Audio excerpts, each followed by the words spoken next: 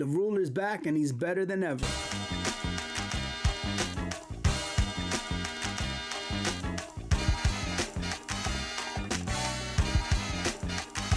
We have another super dope release from the greatest hip hop toy makers in the game, and I do not say that lightly.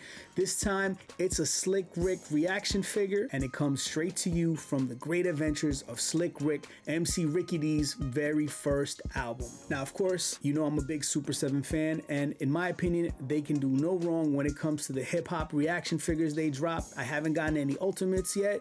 When I do, I'm pretty sure I'll feel the same way. Now, this figure is inspired by Slick Rick's first album. The Great Adventures of Slick Rick, where he's wearing the same outfit, except he has way more jewelry on. And that was one of my gripes from the first Slick Rick figure, even though I absolutely loved it because I'm a huge Slick Rick fan, huge Super7 fan, and I was just really excited to have something officially licensed by Slick Rick. Well, besides the official Slick Rick head bust from Def Jam that came out a few years ago. My gripe was it didn't have enough jewelry. Now, Rick the Ruler got all the jewelry and some, and of course, you can always add some more, but I have no complaints here. The face sculpt is on point. He's wearing a red Kangol of some sort. I mean, it looks like a Kangol. You can't really tell from the album art or from the figure, but probably safe to say it's a Kangol. He got some Clarks on, which, if you know Slick Rick, besides Wu-Tang, he is notorious for the Clarks. The funny thing about this figure is my personal story with Slick Rick. Doesn't involve meeting him or anything, but what it does involve is when I was a kid, there were these CD subscription things like the Columbia House where you could get, I believe it was like 12 CDs for a penny. So they didn't run your credit card or credit checks or anything like that. All you had to do was fill in a little description, mail in a penny, and pick the CDs you want, and they would send you the CDs. And I believe this CD was part of that.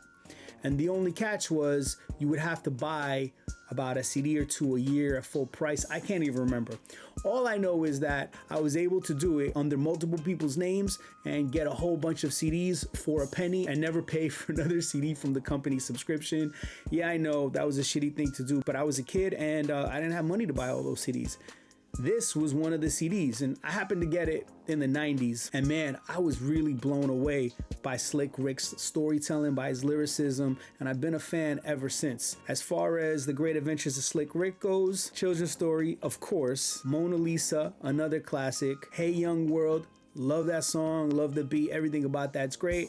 The whole album is a classic, but honorable mention goes to Treat 'Em Like a Prostitute. All in all, Slick Rick's a legendary artist with a legendary figure. And as far as the packaging is concerned, of course, you have the album cover on the front, and on the back, they flipped the Def Jam to Super7 recordings, and it mentions what it comes with, which is gold chains and a microphone. This figure retails for $20. It's still available on the Super7 website, so I would say go run cop that, or if you wait, make sure you get one when you cop the MF Doom figure that I just did a review on, which drops on June 26th, but this is available right now.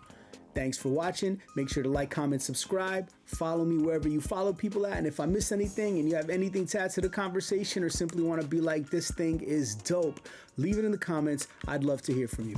Peace.